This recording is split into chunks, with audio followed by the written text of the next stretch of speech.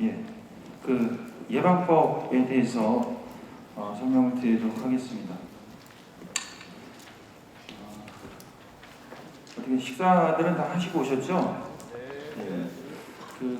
제일 먼 데를 보니까 고성이 최고 먼 것 같더라고요. 여기서 보니까 고성이 한 4시간 가까이 걸린 것 같은데, 강원도에서 오신 분도 하여튼 고생하셨습니다. 최근에 날씨가 많이 추워져서 겨울다운 겨울이 계속 진행되고 있는데요. 저도 뭐 일선에 있을 때 겨울이 많이 힘들었던 기억이 납니다. 날씨도 춥고 또 현장 하는데 여러 가지 어려움이 많았기 때문에, 그 기억이 있기 때문에 특히 많이 힘들었던 기억이 있습니다. 저에 대해서 간단하게 말씀드리자면, 기획계장, 현재 예방총괄과에서 기획계장 하고 있고요. 이름은 김근식입니다. 95년도 8월 1일 배명을 받아서 현재 28년 4개월 됐습니다. 청에 근무한 지는 이제 내년 4월이면 이제 만 10년이 되는데요. 처음에는 올 때는 그냥 잠깐 왔다 갔다 하려고 왔는데 이렇게 오래 있을 줄 몰랐습니다. 그래서 저는 주로 초임 발령을 충북에서 받고 고향도 충북인데, 마음 같아서는 고향으로 가고 싶은데 지금 갈 수가 없는 상황이 좀 아쉽습니다. 그래서 좀 고향에 저도 많이 가고 싶은데 갈 수 없는 상황이다, 이렇게 말씀을 드리겠습니다. 목차는 분법 사유, 기대 효과, 두 번째 주요 내용에 대해서 설명을 드리도록 하겠습니다. 분법 가장 먼저 이제 분법에 대해서 잠깐 말씀을 드리면, 이제 58년도에 이제 소방법이 만들어지고 나서 이제 소방관제청이 생기면서 이제 분법이 4개법으로 분법이 됐었습니다. 이제 기본법하고 시설법, 위험법, 공사법 이렇게 분법이 됐고, 그 이후에도 계속 분법이 돼서 기본법이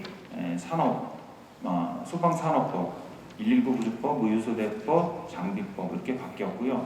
근데 시설법이 2014년도인가 장성 요양병원이 생기면서 화재 예방 소방시설 주지에 관한 법률로 이제 제명이 바뀌었죠. 그리고 나서 이제 이번에 예방법하고 시설법하고 다시 분법이 됐다, 이렇게 보시면 되겠습니다. 그래서 마찬가지로 이제 화재조사법이 기본법에서 이제 작년에 6월 8일 날 제정이 됐고요. 마찬가지로 다중법, 초중법이 만들어졌습니다. 근데 여기서 이제 좀 추가적으로 조금 이제 또 고민해야 되는 게 뭐냐면, 제가 이제 예전에 산업과에서 있었었는데, 산업과에서 이제 추진했던 사항이 뭐가 있냐면은 형식 승인하고 성능 인증에 대한 부분을 소방시설에서 빼서 별도로 법을 추진하려고 했었습니다. 그래서 그 부분도 아마 향후에는 추진이 될 수가 있고요. 또 추가적으로 119 대응에 관한 법률도 추가적으로 만들어줄 수 있다, 이렇게 생각을 하시면 되겠습니다. 이거는 뭐 당장 하는 건 아니고요. 향후에 몇 년이 걸려서 아마 추진되지 않을까, 그렇게 생각이 듭니다. 분법 이후의 기대 효과에 대해서 말씀드리겠습니다. 우선 이제 화재 예방 같은 경우 이제 인적 규제, 소방 시설 같은 경우는 이제 대면 규제 이제 혼재되어 있습니다. 이게 사실 저희가 이제 요거를 법제처 심사하고 국조실 심사를 받으면서 가장 어려웠던 점이 뭐냐면, 법이 어렵다 보니까 심사관들을 설명하고 하는데 상당히 어려웠었습니다. 그러다 보니까 심사 과정이 상당히 오래 걸렸고, 또 저희가 추진하려고 했던 부분을 다 반영하지 못한 부분이 상당히 많습니다. 그래서 이게 법제를 심사하시는 분들도 어려운데, 일반 국민들은 사실 더 어렵죠. 저희 소방공무원들도 예방 업무를 하지 않는 분들 같은 경우는 상당히 어려운 법이다, 이렇게 보시면 되겠습니다. 그러다 보니까 이 부분을 좀 국민들 또는 행정을 하는 우리 공무원 입장에서 좀 어떻게 쉽게 할 수 없을까 해가지고 두 개로 좀 쪼개서 좀 어려운 부분을 좀 쪼개서 나눠서 시행을 하면 더 쉽지 않을까라는 취지에서 시작했다 이렇게 보시면 되겠습니다. 근데 여러분들은 어떻게 두 개로 쪼개면 또 나신가요? 말이 없으시네요. 어떠세요?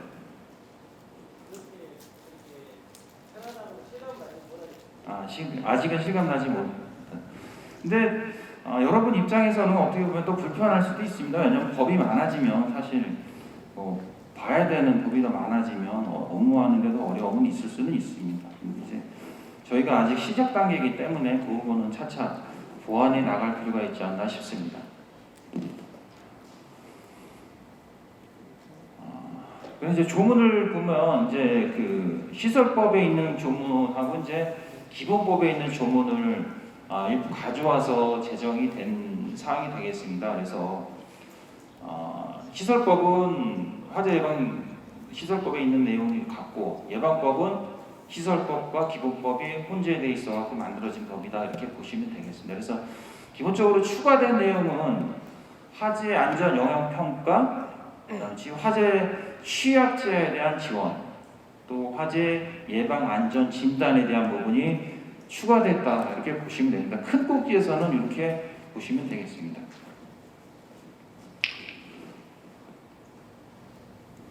다음 용어 정인데요, 제 2조 용어 정입니다. 그래서 우리가 이제 그동안에 화재 예방에 대해서 많은 법적으로도 그렇고 여러 가지로 예방에 대해서 많은 얘기를 했었는데 이렇게 정의를 내린 경우는 처음이라 이렇게 보시면 되겠습니다. 그래서 화재 발생을 사전에 제거하기 방지하여 모든 활동 이렇게 정의를 했고요.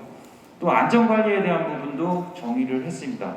저희가 화재 안전관리, 화재 예방 안전관리 등등 해가지고 행정적으로 많은 안전관리에 대해서 정의를 했지만 예방 관련 법령에서는 처음으로 이렇게 정의를 내렸는데 예방, 대비, 대응하는 모든 활동이다 이렇게 보시면 되겠습니다.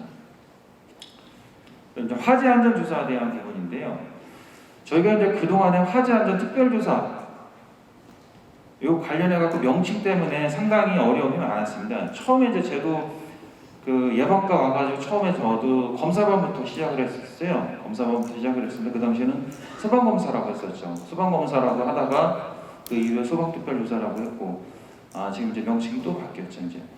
이제 화재안전 특별조사라고 하니까 어떤 문제가 있냐면 이 법을 잘 모르시는 분들은 일반 조사도 있고 또 소방특별조사도 있고 이렇게 생각을 하시는 거예요. 그래서 국회나 이런데 국회의원님들 같은 경우도 저희가 이제 이렇게 자료 제출을 하고 그러면 어떻게 화재가 나서 대형 인명 피해가 발생이 되면 소방특별조사를 했는데 왜 인명 피해가 많이 발생되고 왜 소방시설이 작동이 안 되느냐 이런 질문을 하시는 그 뜻에는 왜 특별조사를 했는데 그런 상황이 발생됐느냐 그런 의미도 있었걸라요. 근데 사실 특별조사를 해가지고 이게 특별한 게 아니었는데도 불구하고 우리가 특별이라는 말을 씀으로써 혼란을 겪은 그런 사례입니다. 그래서 이제 이 부분을 다시 원점으로 돌려서 그 화재 안전 조사다 그렇게 좀 명칭을 바꿨습니다. 그래서 이제 권력적 요소와 부정적 이미지를 개선했다 이렇게 보시면 되겠고요.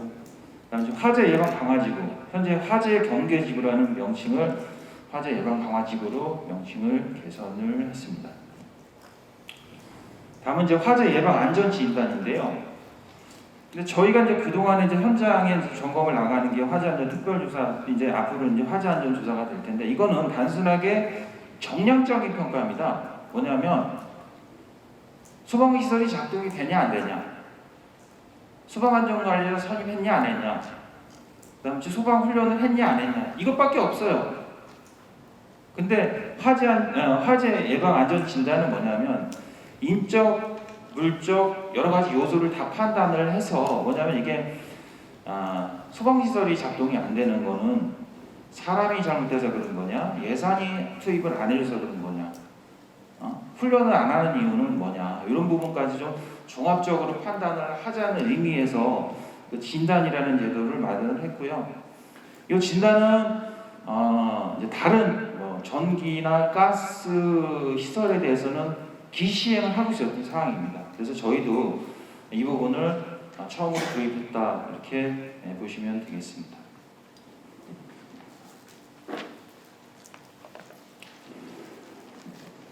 식사하시고 오셔가지고 얼마 안 되셨는데 많이 졸리시죠? 예? 안 괜찮으세요? 예. 저희가 이제 그 중간중간에 그 선물을 드리겠습니다. 그래서 잘 들으시는 분들은 선물을 드리겠는데 우선은 맛배기로 제가 한번 선물을 드리도록 하겠습니다. 총 몇 명이죠? 272명. 133번. 133번 몇 번이에요? 이름.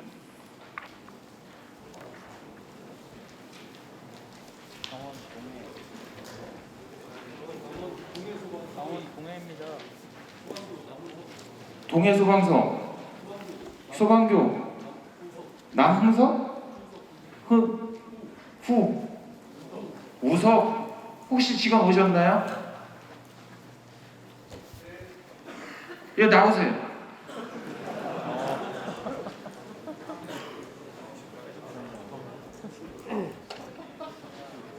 예, 이 선물입니다.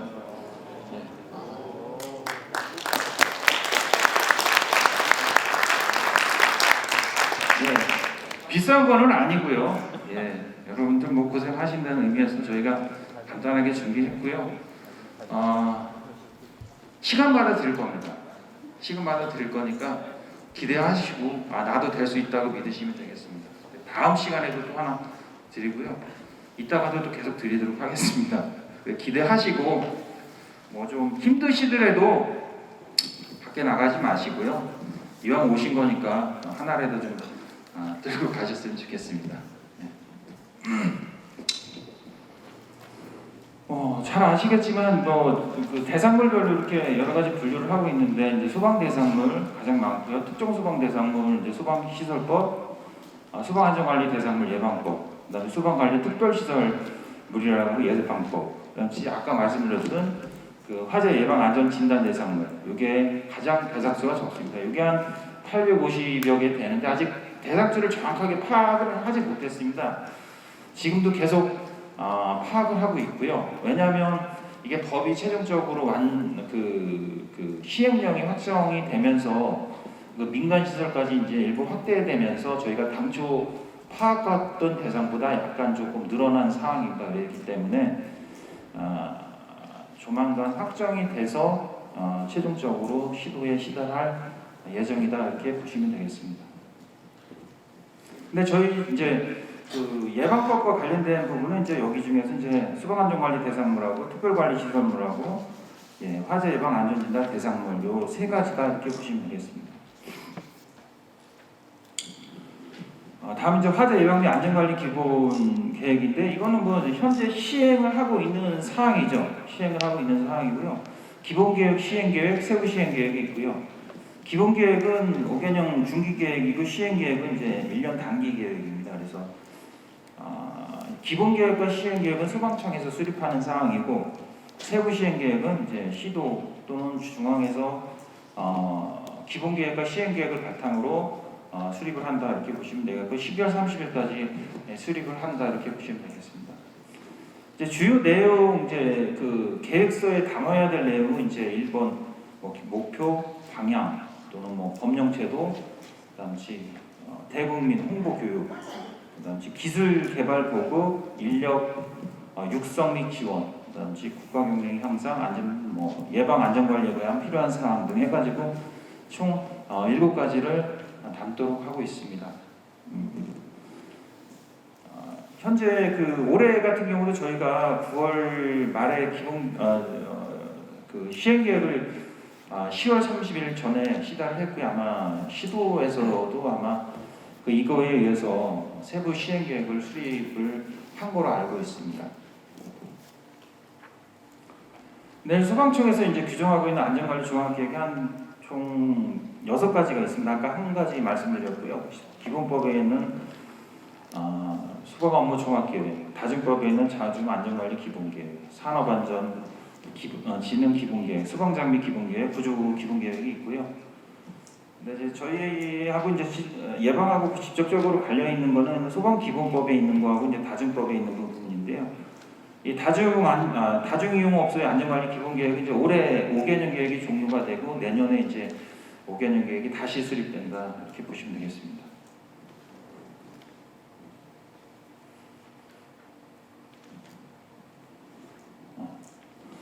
다음 이제 실태조사 부분인데요. 이제 저희가 실태조사를 추진하게 된 게 뭐냐면 이제 아까 말씀드렸던 그 기본계획이나 시행계획을 수립하는데 그동안에는 그냥 세웠었습니다.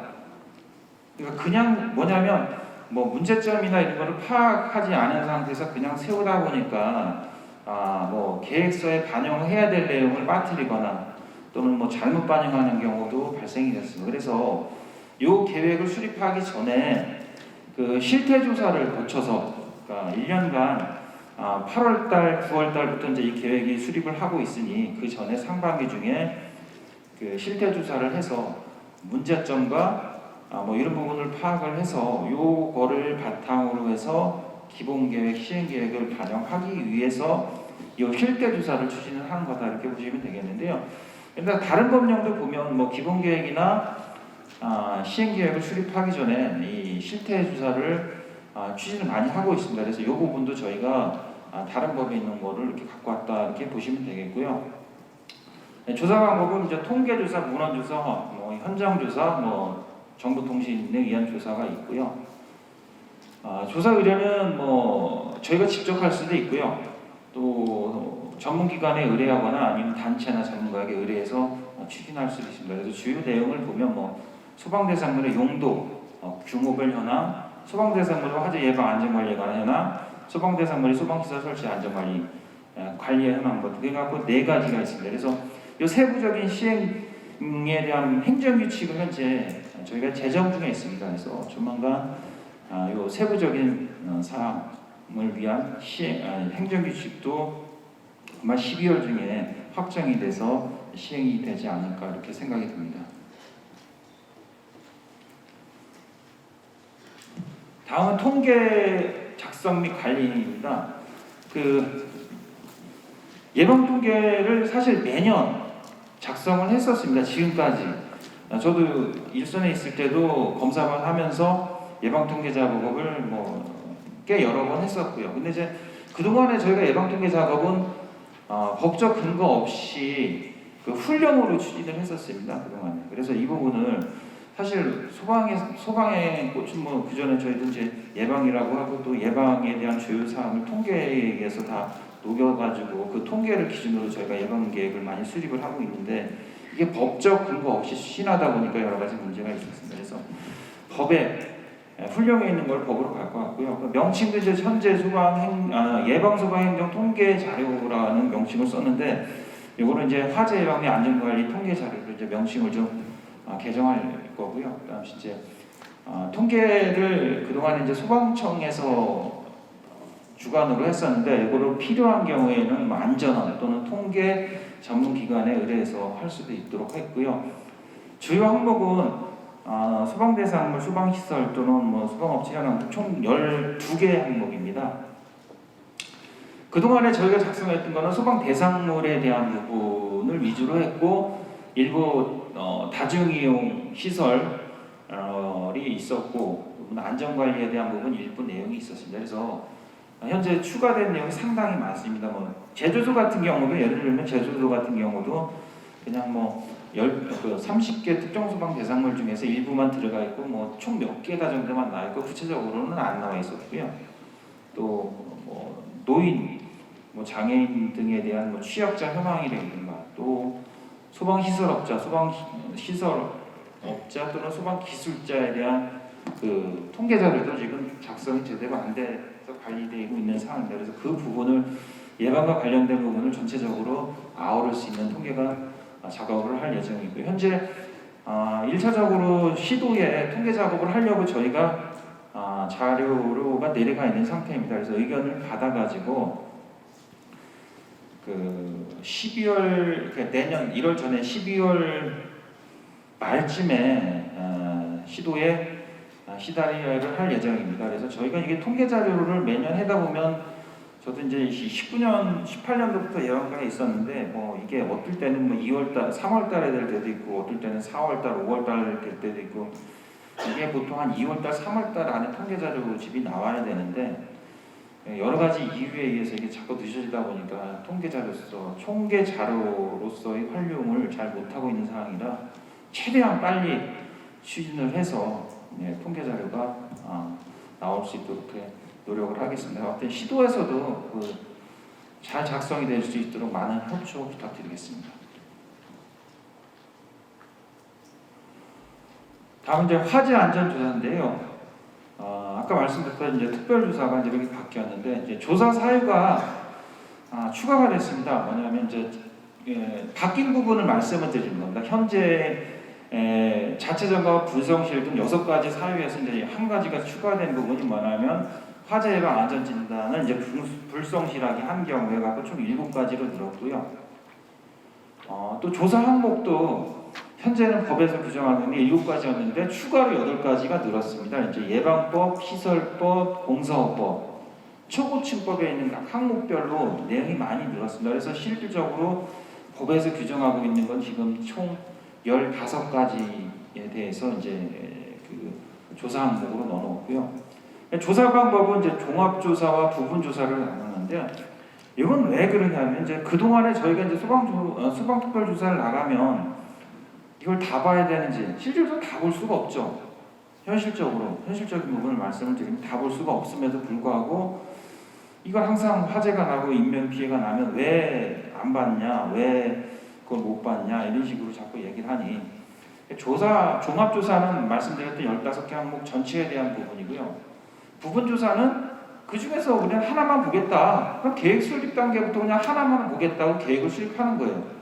그래서 그거에 대한 책임만 지면 되는데 그 14개까지에 대한 부분까지 우리가 다 볼 수가 없으니 그래서 이제 그 부분은 시도해서 유도를 있게 반영을 해서 시행을 하면 되겠습니다. 그다음 이제 사전 통지 부분인데요. 지금까지는 7일 전에 서면으로 통보를 하도록 되어 있는데 이게 좀 바뀌었습니다. 그래서 이제 우편이나 전화, 전자메일, 문자 전송으로 할 수가 있습니다. 통지를. 근데 이제 7일 전에 하는 건 아니고요. 근데 7일 전에 해야 되는 게 뭐냐면 7일 이상 이제 인터넷 홈페이지에다 공개를 해야 됩니다. 이거를. 네. 그러니까 사전 통지 서면은 아니고 뭐 우편으로도 할 수도 있고 전화로 할 수도 있는데 7일 전에 인터넷 홈페이지에다 공개를 해야 되는 부분. 추가 조금 플러스 됐다 이렇게 보시면 되겠고요. 이제 통지 예외가 있습니다. 화재 발생 뭐 긴급한 경우, 뭐 사투통지 하는 경우에 목적 달성을 할 수 없는 경우, 그런 경우에는 통지를 안 해도 되는데 그 대신 뭐냐면 조사관이 조사 전에 조사 사유 및 조사 범위 등에 대해서 관계자에게 반드시 설명을 해야 됩니다. 그랬을 경우에는 통지를 하지 않고 점검을 할 수 있다 이렇게 보시면 되겠습니다. 합동조사, 뭐 소방, 뭐 안전원, 기술원, 뭐 화보, 가스, 전기 등과 같이 합동조사할 수 있고요. 그다음 조사 연기 사유인데요. 그동안에는 이제 총 3가지에 대해서만 조사 연기가 가능했는데 한 가지가 추가됐습니다. 뭐냐면 증축, 용도 변경 등으로 이제 조사가 현실적으로 어려운 경우, 이게 이제 아무래도 시도에서 이런 경우가 종종 있다 해서 시도 의견을 반영한 부분이다 이렇게 보시면 되겠고요. 이제 조사단 편성이 있습니다. 조사단 편성은 이제 그동안은 중앙 화재안전 특별조사반만 운영을 했었는데 앞으로는 이제 소방 시도 본부 또는 소방서에서도 지방 화재 안전조사단을 50명 이내로 요구 편성을 해야 되는 상황이 되겠습니다. 그래서 현재 운영을 안 하고 있는, 아마 운영은 어느 정도 하고 있는 걸로 알고 있는데 이제 이거는 이제 정식으로 법제화된 상황이다 이렇게 보시면 되겠습니다. 다음 결과 통보입니다. 그동안에는 이제 결과를 서면으로 통보를 했었는데 앞으로는 조사 결과를 부보는 교부 시에는 서면으로 별도로 통보를 하지 않아도 됩니다. 그래서 뭐 그거는 시도해서 판단해서 운영을 하시면 되겠습니다. 다음 이제 손실보상 조치인데요.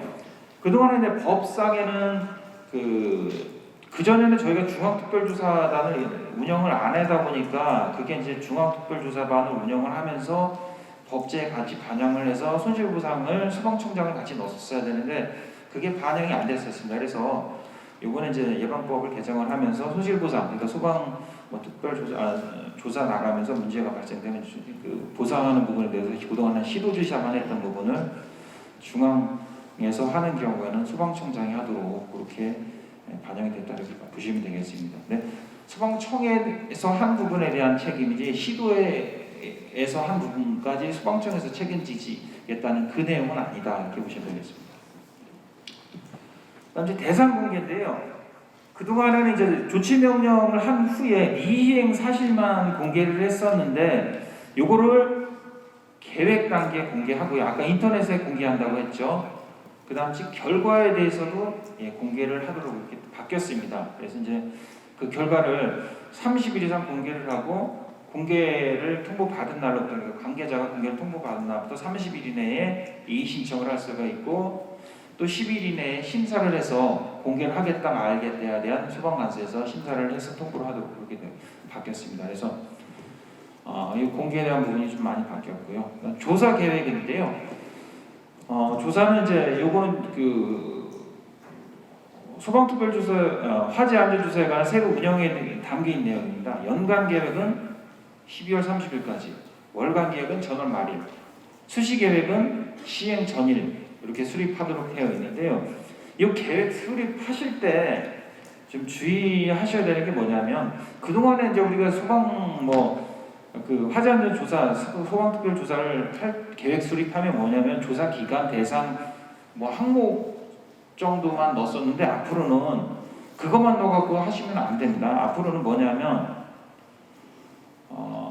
그러니까 조사를 항목을 뭐를 할 건지, 조사 방법을 종합으로 할 건지 구분으로 할 건지, 그 다음에 사전 통지를 할 건지 말 건지, 이 부분이 이 계획서에 다 담겨야 됩니다.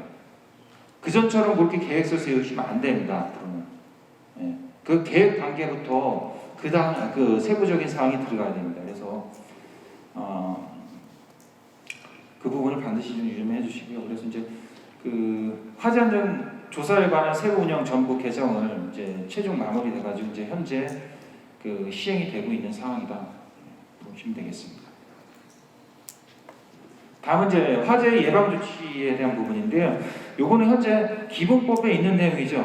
기본법에 있는 내용인데 그동안에는 그 예방 주체나 장소에 대한 부분이 조금 애매했었습니다. 뭐냐면 소방기본법에서 모닥불, 흡연, 화기 취급이라든가 풍등, 소형 열 날리기, 용접, 농단, 또 위험물 방치 행위에 대해서 이렇게 금지 행위를 규정을 했었는데 요거 주체가 누군지 어느 장소에서 해야 되는지에 대한 부분이 기본법에 명확치가 않았었어요. 그래서 요거를 예방법에 누구든지니까 이제 주체가 나오는 거죠.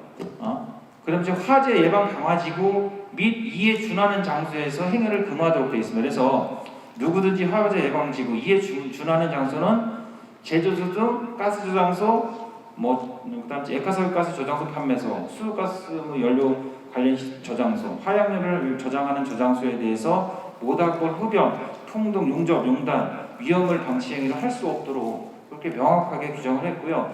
근데 이걸 다 규정하다 보면 여러 가지 문제가 발생될 수밖에 없죠. 왜냐하면 불가피하게 용접, 용단도 할 수도 있는 상황이고 그러다 보니까. 그래서 이제 요거를 그러니까 금지 행위를 해제할 수 있는 조건을 저희가 규정을 해놨는데 뭐냐면 지정된 장소에서 화기를 취급하는 경우, 또 안전시설, 안전장치, 소화기 등을 비치하는 경우, 또 화재 감시자 등을 배치하는 경우, 또 그밖에 소방관서장과 사전 협의하에 안전치한 경우에는 금지 행위를 해제하도록 되어 있는데 앞으로 소방관서에 사전 협의가 올 수가 있습니다. 그러면 요거는 이제 소방관서에서 그 협의서를 접수를 하게 되면 그 협의서를 5일 이내를 검토를 해서 그 결과를 통보를 해주면 그 통보 온 그 결과를 가지고 해당 소방관서에서는 통보를 해주면 이제 그 관계자가 여기에 나와 있는 4가지 금지 행위에 대해서 이제 이렇게 금지를 해제할 수 있는 그렇게 근거를 마련했다 이렇게 보시면 되겠습니다. 다음 이제 불을 사용할 때 지켜야 되는 사항, 이것도 이제 기본법에 있는 내용입니다. 현재 기본법에 있는 내용이고요. 좀 추가되거나 내용이 바뀐 부분을 말씀을 드리면 이제 보일러에 대한 부분인데요. 기존에 이제 액체나 기체 연료에 대한 부분만 규정을 했었습니다. 근데 여기에 고체 연료, 화목 보일러, 구체적으로 말씀드리면 화목 보일러입니다. 화목 보일러에 대한 내용을 추가를 했고요. 그래서 요거는 법 시행 후 신설되는 부분부터 적용된다 이렇게 보시면 되겠고요. 그다음 이제 수소가스를 넣는 기구는 삭제가 됐습니다. 이 삭제한 이유는 옥외 강보물 등 관리와 옥외 강보물 진흥에 관한 법률 또는 해당 관련 조례에서 이 사항을 규정하고 있어서 이 조항은 뺐다 이렇게 보시면 되겠고요. 그다음 여기서 나오는 보일러, 건조 설비, 노화덕 설비와 관련해 가지고는 그럼 적용을 어디다 했느냐, 주택에 있는 것까지 하느냐, 상업시설만 하느냐 이런 부분에 대한 논의가 있었습니다. 그래서 요거는 기본적으로 사업장 또는 영업장에서 사용하는 시설에만 적용을 하고 일반적으로 주택에서 사용하는 시설은 적용을 하지 않는다. 예를 들면 주택 건조 설비 같은 경우는 혹시 주택에 건조기 있으면 이거 건조 설비로 봐야 되느냐 이런 의문이 생길 수가 있잖아요. 그래서 주택에 대한 부분은 뺐다 이렇게 보시면 되겠고요. 근데 여기서 한 가지 추가된 게 뭐냐면 요 불을 사용할 때 지켜야 되는 요 시설에는 소화기 하나 이상을 갖추도록 했습니다. 여기서 법 시행 후 6월 이내에 이걸 갖추도록 했습니다. 근데 소화기 화재 안전 기준에 보면 어느 정도 거의 소화기를 다 비치하도록 되어 있는데 일부 시설 같은 경우는 해당 조항이 없기 때문에 추가적으로 그 소화기를 비치를 해야 되는 그런 상황이다 이렇게 보시면 되겠습니다. 그래서 이 부분은 시도에서 좀 홍보를 해줄 필요가 있지 않나 싶다. 그래서 또 한 가지 이 조항이 좀 많이 바뀌었기 때문에 현재 화재 예방 조례 시도에 있는 화재 예방 조례도 필요하다면 개정을 한번 검토할 필요한 시점이 왔다 이렇게 보시면 되겠습니다. 그냥 그 전에 있던 그 화재 예방 조례 그대로 쓰지 마시고 다시 한번 검토하셔가지고 필요하시면 개정을 좀 해주셨으면 좋겠습니다.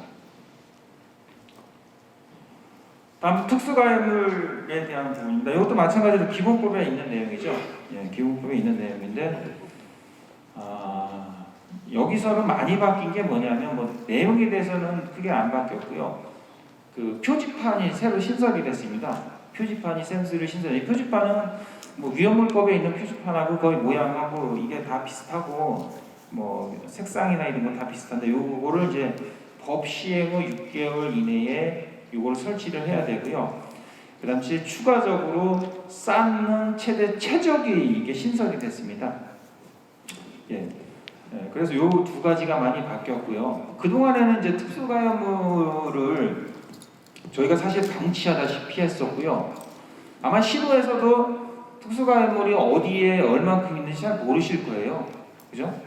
이게 왜냐하면 위험물법으로 관리를 해야 되느냐, 또 소방기본법에 있다 보니까 대응과에서도 신경 안 쓰고 예방과에서도 신경을 안 쓰고 그렇다고 위험물도 아니고 누가 관리하느냐, 그러니까 서로 이게 핑퐁 게임이 했었죠 서로.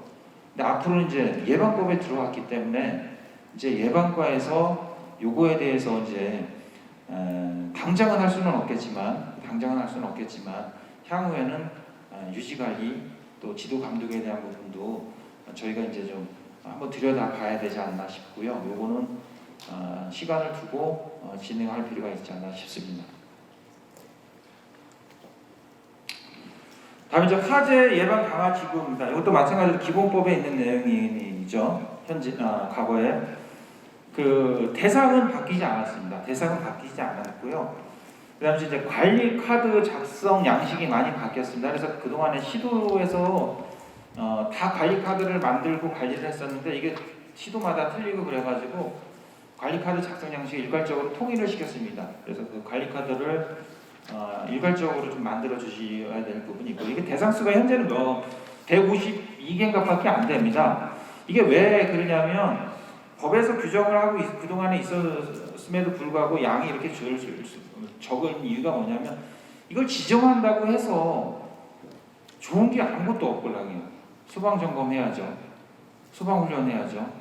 그렇다고 행정명령 내리면 우리가 예산 지원을 해주는 것도 아니고 그러다 보니까 사실 시도에서도 잘 안 하려고 했었습니다. 근데 요거는 그 예방지구에 대해서 소방설비 등 지원할 수 있는 법적 근거를 마련을 해서 현재 시도에서 조례를 제정 중에 있는 거로 알고 있고요. 그래서 여기서 소방설비 등이라고 하면 저희가 조례에다가 다양한 시설을 반영을 해서 표준조례를 내려줬습니다. 그래서 시설법에 있는 모든 소방시설 그리고 안전시설이라 해가지고 이게 이제 소방시설만 작동이 잘 되고 설치한다고 해서 뭐 불을 제대로 진압하거나 아니면 초기 발견하는 게 아니라 가스 시설이라든가 전기 시설에 대한 부분도 우리 법으로 끌고 와서 예산 지원할 수 있는 근거를 마련을 해가지고 그 부분을 보완할 수 있도록 넣었습니다. 그래서 이제 소방설비 등이라고 했는데요. 이제 여기 보면 이제 예방법에 보면 소방설비 등 해갖고 소화기구, 소방용수 그 밖에 소방에 필요한 설비라고 했고요. 소방시설법에서는 소방시설에 대한 부분을 규정을 했고 또 여기는 소방시설 등이 있습니다. 예, 그래서 예방법에 있는 소방설비 등과 시설법에 있는 소방시설 등은 틀리다. 그리고 다중법에 있는 안전시설 등 이게 한 세 가지가 이렇게 비슷비슷한 네 가지가 비슷비슷한데 좀 각각의 정의가 이렇게 틀리다 이렇게 보시면 되겠습니다. 다음 이제 화재 위험 경보인데요. 이것도 현재 기본법에 있는 사항이죠. 이제 그 기상법에 따른 위험 경보 발령에 대한 부분인데요. 이제 요거는 제가 왜 여기 강의 자료에 넣냐면 이제 이게 예방법에 오다 보니까 분명히 이제 일선에 가면 예방법에 있으니까 예방과에서 해야 된다 뭐 이렇게 나올 수도 있을 것 같아서 저희 청에서는 요거 가름말을 탄 게 어떻게 탔냐면 전체적으로 예방과에서 소관을 하는데 화재 위험 경보와 소방 안전 대상 분야의 소방 훈련은 대응과에서 소관하도록 했고요. 이 내용 일부 중에서 화재 안전 취약자에 대한 지원 이 부분은 생활안전과에서 맡기로 했습니다. 그래서 혹시라도 시도에 가서 이 부분 가지고 논란이 없도록 해주셨으면 좋겠습니다. 요거는 법제처에 나와 있으니까 뭐 굳이 안 적으셔도 됩니다. 다음은 화재 안전 그 영향 평가에 대해서 말씀을 드리겠습니다. 저희가 화재 안전 영향 평가는 뭐냐면 화재 현장의 어떤 자료 조사나 모의 시정 과학적인 방법으로 심의를 거쳐가지고 그 평가해가지고 뭐 법령 개정 소관 사항을 통보를 하면 해당 기관 또는 부처에서 법령이나 정책에 반영하는 제도인데요. 이건 뭐냐면 저희가 이제 사전 영향 평가로 처음에 추진을 하려고 했었어요. 사전 영향 평가는 뭐냐면 법을 만들기 전에 부처에 예를 들면 뭐 건축 예를 들면 국토부에서 국토부 건축법을 사전에 개정하기 전에 소방청에 보내서 소방청에서 이 부분은 좀 문제가 있다, 이 부분은 개선을 해달라 이렇게 의견을 주면 국토부에서 그 부분을 반영을 해서 뭐 건축법이나 관련 법령을 재개정할 때 반영을 하도록 그렇게 하려고 했었는데 이게 이제 특히 국토부에서 이제 이게 뭐 행안부라든 이런 데서 좀 반대 의견이 심했습니다. 그래가지고 이거를 사전 영향 평가가 아닌 사후 영향 평가로 이렇게 바꿨습니다. 그러니까 뭐 화재가 발생된 대상 이런 데에 대해서 사후 조사를 해가지고 뭐 관계기관 합동으로 조사를 해서 문제점을 파악해서 소방에 대한 관계 법령뿐이 아니라 건축 법령이다 그러면 건축 부서에 통보를 해서 그 부서에서 뭐 필요하면 법령을 개정한다든가 정책을 반영한다든가 이렇게 추진하려고 추진하는 거다 이렇게 보시면 되겠습니다. 저희가 사전 영향 평가가 사실 법 재개정하는 데는 아니면 저희 의견을 반영하는 데는 또 좋은데 그렇게 하지 못한 부분이 있다는 부분을 말씀드립니다. 왜냐하면 지금 사전 영향 평가를 하는 게 보면 부패 영향 평가, 성별 영향 평가, 통계, 고용, 문화 영향 평가가 있는데 이 예방법도 이렇게 보시다 보면 위원회 같은 경우 남녀 성별을 고려하여 위원회를 조성해야 된다 이런 내용이 있을 겁니다. 그게 왜 그러냐면 그 성별 영향 평가를 할 때 법 만들기 전에 여가부에서 그거를 반영해 달라고 해서 저희가 반영을 한 거예요. 그리고 이렇게 봤을 때는 사전 영향평가가 희소성이 더 좋은데 사후 영향평가를 해서 그 부분은 저희가 좀 아쉽지만 어쨌든 법령을 재개정하고 제도를 개선할 수 있는 부분을 마련을 했다는 게 중요하다 이렇게 보시면 되겠습니다. 너무 시간을 오래 하는 것 같은가? 좀 쉴까? 조금 쉴까요? 그럼 10분만 쉬었다가 하겠습니다. 네. 다음 이제 화재 취약자 지원인데요. 어린이, 노인, 장애인 등에 대해서 지원할 수 있는 법적 근거를 마련을 했고요. 그 대상은 뭐 6가지가 있습니다. 근데 6가지가 있고요. 6가지 중에서 마지막에 이제 소방청장이 이제 고시하는 부분은 별도로 고시를 할 예정이고요. 그리고 지원 내용은 뭐 안전점검이나 용품 지원, 가스 시설에 대한 뭐 용품, 소방 시설에 대한 용품 제공이 있고요. 뭐 필요한 경우 뭐 다른 부분도 있습니다. 그래서 요 세세적인 절차 및 방법에 대해서는 소방청에서 생활안전과에서 별도로 규정을 만들어서 시도에 시달할 예정이다 이렇게 보시면 되겠습니다. 이거 나와요. 다음 이제 소방안전관리자 부분인데요. 저희가 이제 그 법 시행하기 전에 11월 30일 날 한번 시도 직원들하고도 영상회의를 해서 한번 설명을 드렸었습니다. 그래서 저희가 법 시행과 동시에 사실 소방안전관리자 업무를 안전원으로 넘겨서 업무를 추진하려고 했었는데 이제 2가지 요인에 의해서 이거를 불가피하게 시행을 못했습니다. 첫 번째는 제도적인 부분, 2번째는 시스템적인 부분 이렇게 말씀을 드리는데요. 첫 번째 이제 제도적인 부분은 이제 입법 예고 때 보면 여기 보면 그 소방서장은 뭐 다음 각부에 해당 안전원의 업무를 안전원에 위탁할 수 있다 해가지고 뭐 시행령에서는 위탁한다 이렇게 진행을 하려고 했었고요. 근데 재정 내용에 보시면 뭐 잘 아시겠지만 안전원에 위탁할 수 있다가 이제 전면적으로 삭제가 되는데 이 삭제된 이유는 저희가 이제 법제처 입법 심사 과정에서 법률에서 대통령령으로 정하는 위임사항이 없다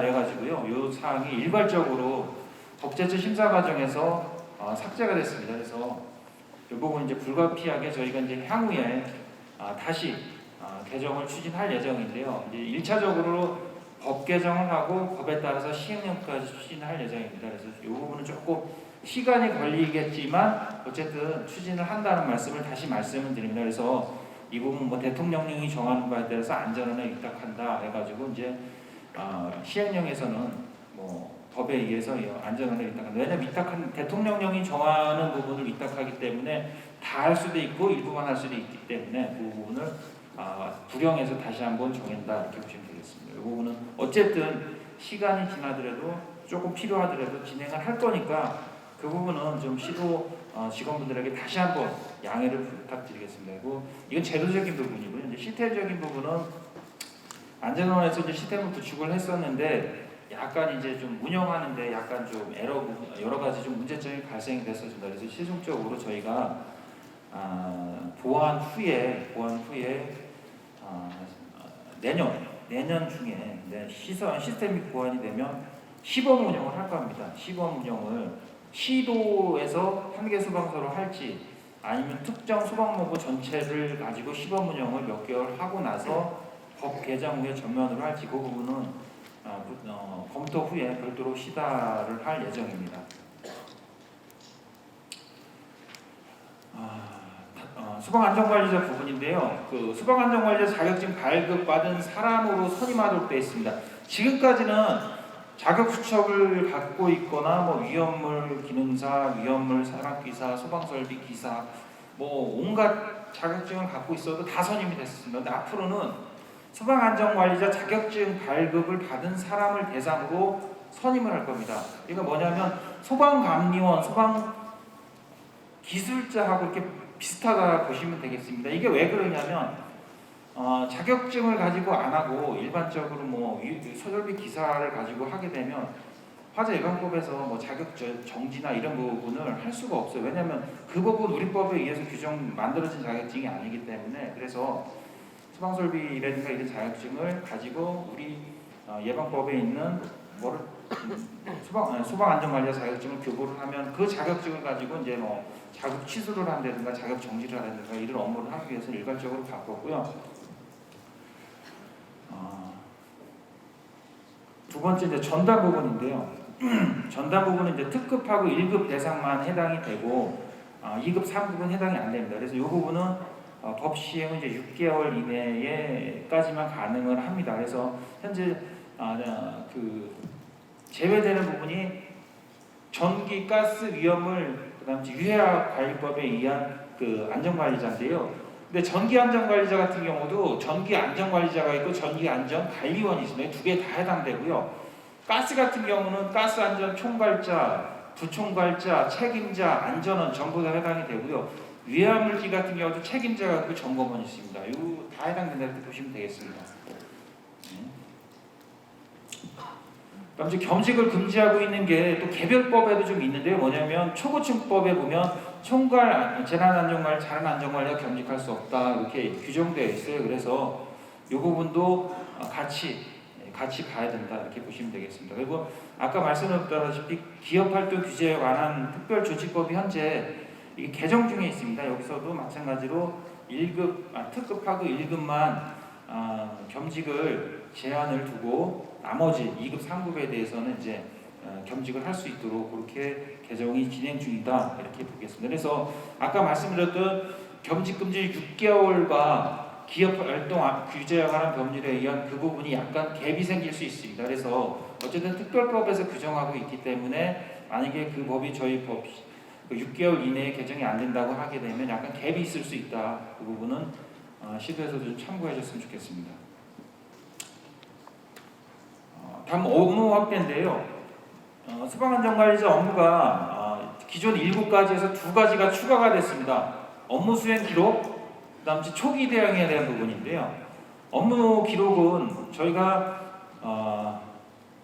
특급하고 1급은 뭐 2에서 3회, 아니면 2급, 3급은 주 1회 이런 식으로 개정을 하려고 했었는데 이것도 마찬가지로 규제 심사 받는 과정에서 그러면 업무 대행도 그럼 똑같이 할 거냐에 대한 부분이 문제가 됐습니다. 그러니까 일반적으로 소방안전관리자가 있으면 하는 업무는 상관이 없는데 업무 대행, 기술자가 와갖고 점검하는 부분도 그 과도한 규제지 않느냐 이런 부분이 논의가 돼가지고 이런 부분도 이제 저희가 당초에 입법했던 부분하고 많이 후퇴가 돼서 월 1회 이상으로 바뀌었고요.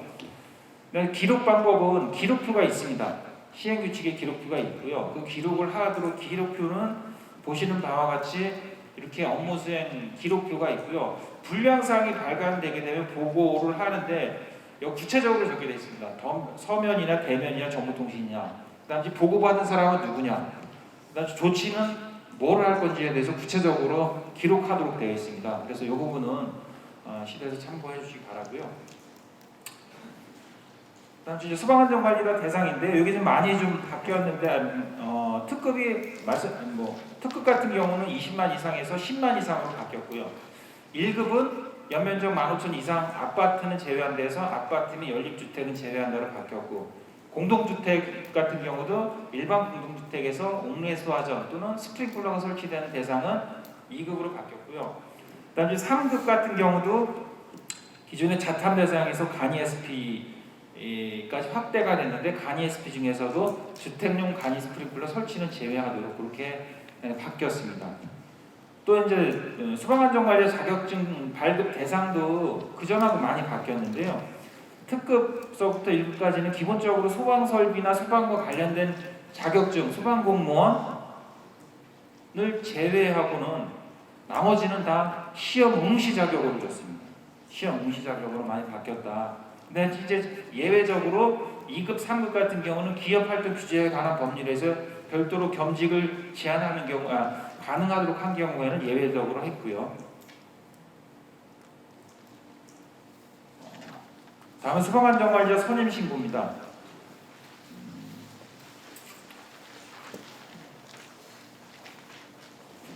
선임신고 유형이 기존에는 6가지만 있었어요. 근데 이제 한 가지 추가가 됐는데 뭐냐면 소방안전관리자 자격증 제도가 생기면서 소방안전관리자 정지나 취소된 경우가 있습니다. 이런 경우에 취소나 정지된 놈에서 30일 이내에 선임하도록 그게 추가가 된 거고요.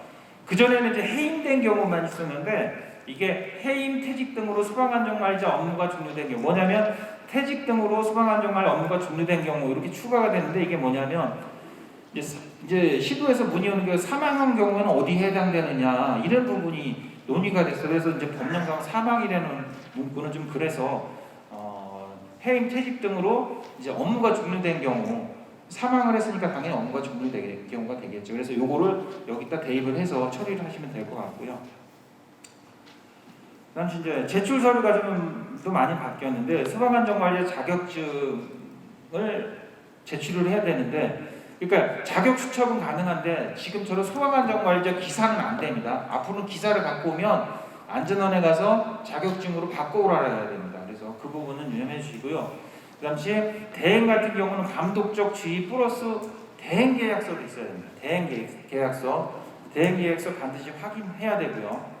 그 다음에 기업활동 완화에 관한 특별법에서 2급, 3급 같은 경우는 겸직이 가능하면 겸직 그 관련 서류를 첨부해야 되고요. 그 다음에 권한이 분리된 경우에는 계약서 또는 권한이 분리됨을 증명하는 서류, 이렇게 바뀌었다, 이렇게 보시면 됩니다. 그 다음에 선임 처리인데요. 이거는 소방안전관리자 업무가 앞으로 안전원으로 넘어갈 거고요. 반드시 넘길 거고요. 그래서 기존에 저희가 현행화를 많이 했습니다. 현행화를 많이 했는데 이제 시도별로 보면 엑셀로 관리하는 데도 있고 민원정보 시스템에도 관리하는 데도 있고 시도별로 소방서별로 제각각이에요. 근데 기본적으로는 앞으로는 통일을 시켜주셨으면 좋겠습니다. 뭐냐면 안전원의 소방행정정보 시스템이라고 있습니다. 지원 시스템이라고 있는데 여기에 접속을 하면 그 소방안전관리자가 어떤 자격증이 돼 있고 어디에 선임이 돼 있고 이게 다 나옵니다. 그래서 여기서 중복 선임 여부를 확인을 하시고요. 접속을 하셔서 중립성을 확인하시고, 그리고 민원정보 시스템에 일괄적으로 등록을 해주세요. 엑셀로 관리하지 마시고요. 예, 그거 좀 당부드리겠습니다. 그래서 이게 안전원에서 지금 소방안전관리 선임 업무와 관련해 가지고 준비하고 있는 중에 하나가 이제 소방행정정보 시스템 홈페이지인데, 여기에 접속을 하시는 방법은 여러분들 행정 전자서명 GPKI 다 있으시잖아요. 이거가 있으시면 다 접속이 가능합니다. 그러니까 한번 접속해 보시고요. 안 되시면요, 안전한 정보지원과로 전화를 하시면 안 되는 해드릴 겁니다. 근데 안 되는 경우가 뭐냐면 그 시스템상 소속이 안 바뀌는 경우에는 안 될 수도 있습니다. 저 같은 경우도 예전에 여기 접속하려고 했는데 안 되더라고요. 근데 제가 그 전자시스템상 소속이 충북으로 됐다고 하더라고요. 그래서 지금 충북되어 있는 걸 한 10년이 지났는데도 안 바뀌었더라고요. 그래서 그거를 다시 소방청으로 받고 나서 접속하니까 접속이 되더라고요. 그게 접속이 되면 여기 보면 이렇게 선임 정보가 다 나옵니다. 자격 정보도 나오고요. 이제 뒤에 넘어가서 건설현장 소방안전관리자 강습교육 받는 게 있는데, 그거 같은 경우도 여기 받았는지 안 받았는지 다 나오고, 선임정보 실무교육 받았는지 안 받았는지 다 나옵니다. 그래서 이걸 반드시 확인하시고 접수를 받으시기 바랍니다. 다음은 이제 정보게시인데요. 소방안전관리 현황표가 일부 바뀌었어요. 그전과는 약간 틀립니다. 뭐 수신기 위치라든가 이런 게 좀 바뀌었고요. 추가적으로 이제 소방시설 등 자체 점검표를 함께 게시하도록 이렇게 바뀌었습니다. 하는 거는 아니고 할 수 있다니까 이거는 바뀌었습니다. 다음은 소방안전관리자 업무 대행입니다. 시간 관계상 빨리빨리 진행을 하겠습니다. 그동안에는 이제 감독적 직위에 있는 사람만 감독적 직위에 있는 사람을 소방안전관리자로 선임을 했었는데, 앞으로는 감독적 직위 플러스 강습교육, 그러니까 공공기관 소방안전관리자하고 비슷하다고 보시면 되겠어요. 그래서 감독적 직위 있는 사람 선임하고 3개월 이내에 강습교육을 받아야 됩니다. 근데 대상은 바뀌지는 않았어요. 바뀌지는 않았는데, 근데 저번에 시도에서 대행 대상을 일부 받아보니까 대행할 수 없는 대상을 가지고 일부 대행하는 소방안전관리자 선임을 받는 데가 있는 것 같더라고요. 그래서 그 부분은 시도에서 미리 좀 정리를 해주셔야 될 것 같아요. 뭐냐면 법적으로 불가능함에도 받는 경우도 있을 수도 있고요. 또 본인이 대상은 아닌데 필요에 의해서 자체 점검을 받기 위해서 그냥 한 경우도 있습니다. 근데 그거는 굳이 시스템에 입력을 안 해도 되는데 등록을 해놓은 것 같아가지고, 그래서 어느 게 잘못된 건지는 모르겠습니다. 이제 준수 사항입니다. 업무 대행자가 이제 준수해야 될 사항이 예를 들면 뭐 5,000제곱미터 미만인 경우로서 SP가 설치된 대상은 초급 기술자. 이 기술자 같은 경우는 감리원, 감리자, 감리원, 초급 감리, 뭐 기술자, 초급 이것처럼 소방시설 관리에 대한 부분도 이런 기술자를 별도로 만들 예정이고 이 부분은 공사업법이 지금 재개정 중에 진행 중입니다. 그래서 요거와 연계해서 추진되는 부분이다 이렇게 보시면 되겠는데 대행인력 한 명이 일일 업무량을 총 8점을 초과할 수 없다 이렇게 되어 있는데 이 8점이 뭐냐면 소방감리원 같은 경우는 일정 규모 이상 일정 개수 이상 못하면 시스템에 입력하면 자동으로 되는지 안 되는지 나오잖아요. 다 아시죠 이거는. 근데 이제 소방안전관리자는 마찬가지로 그렇게 할 예정. 그래서 시스템은 아직 구축이 안 돼 있어요. 이거는 시행일이 2024년 10월 11월 앞으로 한 2년 후에 추진될 예정이고요. 그래서 그 부분은 뭐 8점을 초과할 수 없다는 부분은 이제 이게 향후에 개정될 예정이다 이렇게 알아두시면 좋겠습니다. 그래서 그 부분에 대해서 참고하시고요. 대행 인력은 이제 점검표를 작성을 해서 그 점검 결과를 관계인에게 제출하시면 되겠습니다. 그리고 이제 주의할 거는 뭐냐면 그 대행과 관련해 가지고 그 배치 기준 자격 방법을 준수해서 위반한 경우 1차 경고, 2차 자격 정지, 3차 취소가 됩니다. 근데 이제 소방안전관리자 선임할 때 혹시 대행업체가 영업정지 처분 기간 중에 그 소방안전관리자 선임이 불가능함에도 불구하고 받는 경우가 있어요. 네, 그래서 그 부분은 참고해서 혹시 한번 여쭤보시고요. 혹시 근데 계약이 해지되지 않은 경우에는 소방안전관리자 업무가 대행이 계속 가능하다 이렇게 보시면 되겠습니다. 그다음 경과조치에 대한 부분입니다. 소방안전관리자 관련 경과조치인데요. 부칙 이제 법 7조에 보면 선임 자격 기준 변경에 따라 적법하게 선임된 소방안전관리자, 소방안전관리자 또는 보조자는 선임된 것으로 본다 이렇게 되어 있고요. 그다음에 겸직은 6개월까지만 가능하고요. 그다음에 수처 발급받은 사람은 자격증을 발급받는 것으로 보고 그렇지 않은 사람, 예를 들면 소방설비 기사를 가지고 있는 사람들, 뭐 이런 사람들은 2년 이내에 소방안전관리자를 발급받아야 하고요. 그다음에 영부칙 다니엘 스프리클러 대상은 1년 이내에 소방안전관리자 선임을 해야 됩니다. 여기 보시게 되면 다니엘 스프리클러 설치 대상은 기본적으로 아마 지금 2급에서 이제 3급으로 내려가는데 혹시라도 여기 빠진 대상이 있을 수가 있어서 다시 한번 말씀을 드리는 겁니다. 다음 이제 영부칙 10조에 보면 뭐라고 했냐면 그 2017년 1월 28일 당시 뭐 이렇게 쭉쭉쭉 돼가지고 이거에 의해서 뭐 아파트에 소방안전관리자가 선임된 경우에는 근무한 것으로 본다. 이 조항이 있습니다. 이게 무슨 내용이냐면 예전에 화재 예방 소방시설 유지에 관한 시행령 보시게 되면 이 당시 법이 바뀌면서 아파트가 그 전에 전부 다 2급이었다가 이게 특급하고 1급, 2급으로 바뀌었어요. 그러면서 이 당시 부칙을 뭐라고 해놨냐면 2년 이내에 특급 소방안전 대상물 또는 1급 소방안전관리 대상물에 맞는 소방안전관리에 관한 강습을 수료하면 이 령 시행일로부터 2년이 경과한 이후에도 해당 아파트에 대해서 소방안전관리가 근무할 수 있다 이런 조항이 있습니다. 그래서 이때 2017년 1월 26일 이전에 선임된 사람 지금까지 근무를 하고 있다고 하면 이런 관련 제도가 바뀌었다 하더라도 계속 그 소방안전관리자를 인정을 해준다 그 내용이 되겠습니다.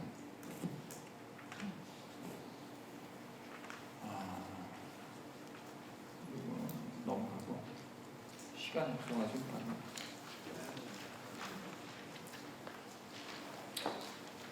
다음에 이제 건설 현장 소방안전관리자입니다. 건설 현장 소방안전관리자. 건설 공사를 하는 시공자가 이제 선임 주체입니다. 선임 주체에 일반적으로 이제 임시 소방시설을 설치하는 사람의 소방안전관리자를 선임을 한다 이렇게 보시면 되겠고요. 적용 시점은 12월 1일 이후에 신축 개축하는 건축허가 신청일 또는 신고일 기준입니다. 건축과의 신청하는 그 시점이 기준일이다 이렇게 보시면 되겠고, 그러니까 소방서에는 아마 한 1월 한 12월 한 20일 넘어서 들어오겠죠. 뭐 그 시점에 아마 아니면 10일 전후에 들어오지 않을까 서류가 그렇게 대상이. 그다음 이제 선임 대상 같은 경우는 연면적 5,000제곱미터 15,000 이상 또는 연면적 5,000으로 지하 2층 이상 또는 11층 이상 냉동창고 또는 냉동 창고 이렇게 보시면 되겠습니다. 선임 자격은 이제 두 가지 조건을 만족해야 되죠. 이것도 자격증. 여기서 자격증이라고 하면 특급, 1급, 2급, 3급 어느 거나 상관없습니다. 그리고 강습 교육도 수료를 해야 됩니다. 이 강습 교육은 안전원에서 10월부터 추진을 하고 있기 때문에 건설 회사 같은 경우는 수료를 일부 한 것으로 알고 있습니다. 직원들에 대해서 24시간이고요. 이제 문제가 되는 게 뭐냐면 그 건설 현장에 선임된 뭐 감리원, 기술자 이 사람들 보고 야 니들이 소방안전관리 건설 현장 소방안전관리에 선임해 뭐 이런 얘기가 나오는 것 같아요. 그래가지고 저희가 이제 산업과나 이런 하고 협의한 게 뭐냐면 얘기한 게 뭐냐면 그렇게 되면 소방공사법이나 소방시설법에 위반이 될 소지가 있다. 예, 그래서 그런 사항이 혹시 발생이 되면 안 된다. 1차적으로 안 된다는 말씀을 해주셨으면 좋겠습니다. 그리고 선임 기간은 건설 현장 소방시설공사 착공 신고일로부터, 그러니까 소방시설 착공 신고일이지 건설공사 착공 신고일이 아닙니다. 이때부터 소방시설 건축물 사용 승인일까지입니다. 그래서 민원 담당자께서는 착공 신고 시에 건설 현장 소방안전관리자가 선임 여부를 반드시 확인을 하셔야 됩니다. 선임 신고는 선임일로부터 14일 이내에 소방관서에 신고를 하면 되겠습니다. 신고할 때는 자격증, 수료증, 건설 현장 계약서 사본 세 가지가 필요합니다. 아까 그 시스템에서 확인하고 말씀드렸죠. 거기서 자격증이 있는지, 자격증 강습 수료가 됐는지 다 확인이 가능하다고 말씀을 드렸고요. 그러니까 소방계획서 같은 경우는 현재 안전원 홈페이지에다가 소방계획서 표준서식을 다 게시해 놨습니다. 그래서 참고해 주시면 될 것 같고요. 처벌은 미선임 시 300만 원 벌금, 업무 태만이었을 때 200만 원 이하 과태료 이렇게 보시면 되겠습니다. 근데 이제 요거를 그 현재 민원정보 시스템상 요 건설 현장 소방안전관리자는 입력이 안 된다고 하더라고요. 그래서 요 부분은 저희가 좀 다시 한번 들어가서 검토를 추가적으로 할 필요가 있는데 일단은 그 저희가 뭐 별도로 지침을 내리기 전까지는 시스템에 입력이 안 되니 뭐 엑셀이라든가 따로 관리할 필요가 있을 것 같습니다. 예. 소방안전관리자 업무는 소방계획서 작성, 임시소방시설 설치 관리가 있는데요. 임시소방시설이 지금 4중에서 7중으로 늘어나죠.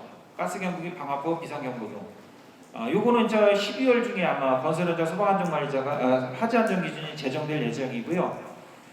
그 다음 소방안전관리자 업무 중에 법에 보면 기타 업무로서 뭐 소방청장이 고시로 정하는다 있는데 그 고시가 건설현장 소방 화재안전 기준에 그 임무가 나와 있어요.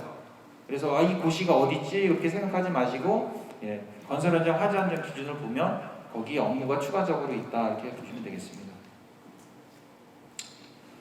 3년간 이제 착공신고 대상을 보게 되면 한 3,500여 개가 이 건설 현장 소방안전관리자 선임 대상이 된다 이렇게 보시면 되겠습니다.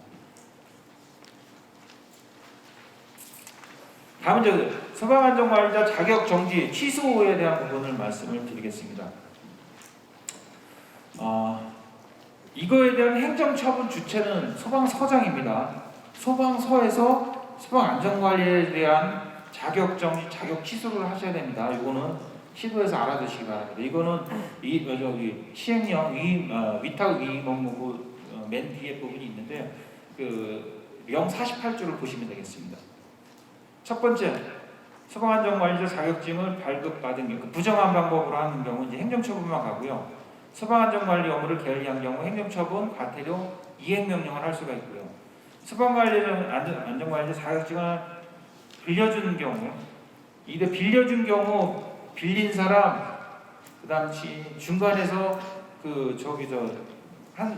중간에 껴가지고 이렇게 좀 한 사람, 전부 다 처벌 대상입니다. 그래서 이 사람들은 알선한 사람까지 포함해갖고 1년 이하의 징역 또는 1천만 원 이하의 벌금에 받고요.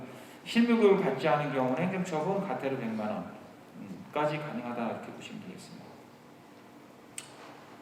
다음은 소방안전관리자 시험하고 교육에 대한 부분인데요. 지금 그 전에 시설법에서 규정하고 있던 뭐 건축사라든가 이런 다 선임이 가능했었는데 이거는 전부 다 자격 응시 조건으로 다 바뀌었습니다. 그러니까 시험을 볼 수 있는 응시 조건 2급입니다. 2급 응시 조건으로 바뀌었는데 여기 추가가 된 게 건설안전기사, 건설안전산업기사가 추가가 됐습니다.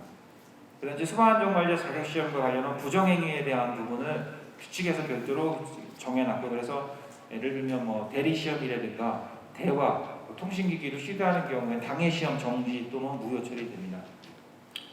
다음은 강습교육 시간 확대인데요. 특급 80시간에서 160시간, 1급 40에서 80시간, 2급 32시간에서 40시간 늘었습니다. 나머지 3급은 바뀌지 않았고요. 업무 대행은 16시간 강습교육 받아야 되고 건설 현장은 24시간. 그다음에 이제 교육 같은 경우는 이론교육 30, 실무교육 70 이렇게 해서 실무교육을 좀 강화를 했습니다. 그다음에 이제 교육 이수 조건이 있는데요. 교육 시간은 90% 이상. 그러니까 예를 들면 160시간에 90% 이상을 출석을 해야 되고 실습평가에 합격을 해야 되고요. 일을 최대 3시간 이상 결강을 하면 안 됩니다. 결강을 하면 이수 조건에 해당이 안 되기 때문에 세 가지 조건을 다 만족해야 된다. 그다음 실무교육 같은 경우는 여기도 마찬가지로 출석률이 90% 이상을 이수를 해야 된다. 보시면 되겠습니다. 그다음 관리권한별 소방안전관리 선임인데요. 현재 공동소방안전관리자가 총괄 소방안전관리자로 바뀌었다 이렇게 보시면 되겠고요. 근데 전체적인 대상이 일부 변경이 됐습니다. 대상이 일부 변경이 돼가지고 그 변경된 부분은 혹시라도 해당 대상에서 빠지는 대상이 있는 경우에는 해당 시도에서 해당 대상서에 좀 알려주셨으면 좋겠는데 좀 빠지는 대상이 뭐냐면 복합 건축물이 아닌 지상층 11층 이상 고층 건축물 예를 들면 업무시설 같은 경우 또 복합 건축물 중 층수가 5층 이상 11층 미만 건축물 복합 건축물 중 연면적 5천 이상 3만 제곱미터 미만의 건축물은 예방법이 바뀌면서 기존에 있는 공동소방안전관리 대상에서 빠졌다 이렇게 보시면 되겠습니다. 이 총괄안전관리 선임은 뭐냐면 한 명이 할 수도 있고 여러 명이 할 수도 있는데 이제 이 법에 따라서 예를 들면 하나의 권한으로 보는 경우는 뭐냐면 법령이나 계약에 의해서 공동으로 관리하는 경우 한 사람 또는 뭐 각각 선임할 수도 있고요. 또는 뭐 수신반이나 펌프가 설치된 경우 하나의 권한으로 한 명으로 할 수도 있고 요거는 그 해당 건축물의 여건이나 조건에 따라서 적합하게 적용을 시키면 되겠습니다. 그래서 이 조건에 대한 부분은 2년 이내에 35조에 대한 요건을 충족하도록 그렇게 부칙에 규정을 해놨습니다. 다음은 이제 소방훈련 교육 결과 소방관수 제출 및 불시 훈련입니다. 결과 보고는 특급 대상하고 1급 대상이 되겠습니다. 그러니까 소방훈련 결과에 대해서 앞으로 1급하고 특급은 소방관서의 교육훈련 실시 후 30일 내에 소방서에 제출을 해야 됩니다. 그래서 소방서에서 그거 좀 챙겨주셨으면 좋겠고요. 그래서 교육훈련 부분인데요. 근무 거주자가 10명 이하의 교육훈련은 면제가 됐었습니다. 과거에는. 근데 이게 삭제가 됐습니다. 앞으로는 하셔야 됩니다. 앞으로는 면제 아닙니다. 근데 문제는 뭐냐? 공공기관 소방안전관리 대상은 오타가 난 것 같은데 근무 인원이 10명 이하인 경우에는 교육훈련 면제 이거 아직 살아있습니다. 그래서 공공기관은 해야 되고 공공기관 아닌 거는 다 해야 된다 이렇게 보시면 되겠습니다. 불시훈련은 의료, 교육, 노유자시설, 소방관서장이 지정한 대상에 대해서 불시훈련을 실시를 합니다. 근데 불시훈련은 그냥 과거에는 하고 나서 강평만 하고 말았죠. 근데 앞으로는 이거를 훈련을 계획을 수립할 때 평가를 어떻게 할 것인가 계획 수립을 하셔야 되고요. 그 평가를 해야 되고 평가 결과를 대상주에 통보를 해줘야 됩니다. 통보를 해줄 때 평가 결과 우수하냐 보통 미흡이냐 그다음 잘된 점은 뭐냐, 미흡한 점은 뭐냐, 개선 권고사항은 뭐냐를 일괄적으로 적어갖고 통보해주도록 되어 있습니다. 그리고 소규모 대상에 대한 소방 안전 교육입니다. 과거에는 소규모 대상에 대해서 이제 4가지로 규정을 했는데 이 소규모가 좀 해석의 여지가 많았습니다. 그래서 요거를 소화기 또는 비상경보가 설치된 공장, 창고 등 특정 소방 대상, 그러니까 작은 대상이라 이렇게 보시면 되겠습니다. 그리고 그 밖에 소방본부에서 소방서장이 뭐 취약성이 높다고 인정하는 여기 단순화시켰습니다. 단순화시켰습니다. 예. 다음 이제 공공기관의 소방안전관리자에 대한 부분을 적용에 대한 부분인데요. 이 법 자체는 바뀌지 않았는데요. 이제 적용하는 부분을 좀 말씀을 드리는 건데 업무 기록 이게 소방안전관리자에게 대한 업무 수행 기록이나 유지를 하셔야 됩니다. 이게 왜냐하면 공공기관 0 이게 법 7조의 소방안전관리자의 책무에 보면 그러니까 화재예방법 24조 제5항 각부를 수행하여야 된다. 그 수행하여야 업무 중에 뭐냐면 소방안전관리자 업무 기록 유지에 대한 부분이 포함이 되어 있어요. 그래서 소방안전관리 공공기관도 반드시 업무에 대한 기록 유지를 해야 되고요. 또 예방법에서 공공기관 소방안전관리자 업무 테마에 대한 과태료가 삭제가 됐어요. 그래서 앞으로는 과태료 처분을 할 수가 없습니다. 그래서 이 부분은 여러 가지 의견이 많았습니다. 이거는 저희가 의견 들어본 거 사법 처리도 해야 된다 이거 여러 가지 의견이 있는데 이 부분은 저희도 고민 끝에 이거를 삭제를 했고요. 그래서 그 구체적인 사유는 저희가 내용은 적어놨습니다. 예를 들면 어디 있어? 그 질서 유지에 관한 해설서에 있는 부분을 저희가 이렇게 나왔으니까 한번 시간 관계상 구체적인 부분은 다 말씀을 못 드리고 왜 삭제가 됐는지에 대한 부분을 한번 읽어보셨으면 좋겠습니다. 그래서 그러면 삭제가 되면 그럼 우리가 어떻게 해야 되느냐? 소방관서에서는 업무태만 있는 경우에 그럼 사법 처리도 못하고 과태료 처분도 못하고 그런 상황이 발생이 될 소지가 있어가지고 그래서 이거에 대한 대안으로 할 수 있는 게 저희가 뭐냐면 상급기관 당해기관의 상급기관에 만약에 그런 상황이 발생이 되게 되면 상급기관 복무나 감찰부서에 통보를 해서 시정조치를 요구하는 그 방법밖에 없겠더라고요. 저희도 여러 가지를 생각을 해봤는데 그래서 이 부분은 고민이 될 수도 있겠지만 처음부터 그렇게 운영을 하지 않으면 제대로 운영될 수가 없기 때문에 만약에 관련 사항으로 위반 사항이 발생되면 그렇게 좀 처리를 해주셨으면 좋겠습니다.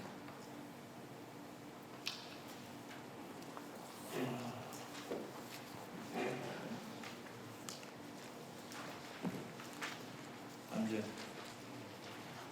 공공기관 소방안전관리자 그 학교에 대한 부분을 좀 말씀을 드리려고 하는데요. 이제 특히 학교가 이제 문제가 많이 되는데 이제 얼마 전에도 이제 공공기관 그 학교가 이제 되게 보면 행정실장들이 전부 다 소방안전관리자로 선임돼 있는 건 아시잖아요. 근데 이제 학교에 대해서 조금 고려해야 될 사항이 뭐냐면 학교 같은 경우는 서로 이해관계가 다 틀립니다. 뭐냐면 아마 가시게 되면 주로 행정실장만 만나볼 거예요. 행정실장에 대한 말만 듣고 올 거예요. 그러면은 그 행정실장이 말이 맞는 것처럼 들려요. 뭐냐면 그 학교라는 그 조직에서 행정실장은 소수직렬이에요. 교장교감이 있고요. 선생님들이 있고요. 행정실 직원 몇 명 없습니다. 30명 있고 또 식당에서 일하시는 그 분들도 계시고 청소하시는 분들도 계세요. 근데 그걸 총괄해가지고 행정실장이 안전관리 업무를 하는데 그 사람들 입장은 뭐냐면 이거는 학교장이나 교장교감이 해야 된다. 그 의견이고 행정실장들은 또 이제 그 교장교감은 또 틀리죠. 그러니까 서로 이해가 틀리기 때문에 한 사람 말만 듣고 판단할 사항은 아니고요.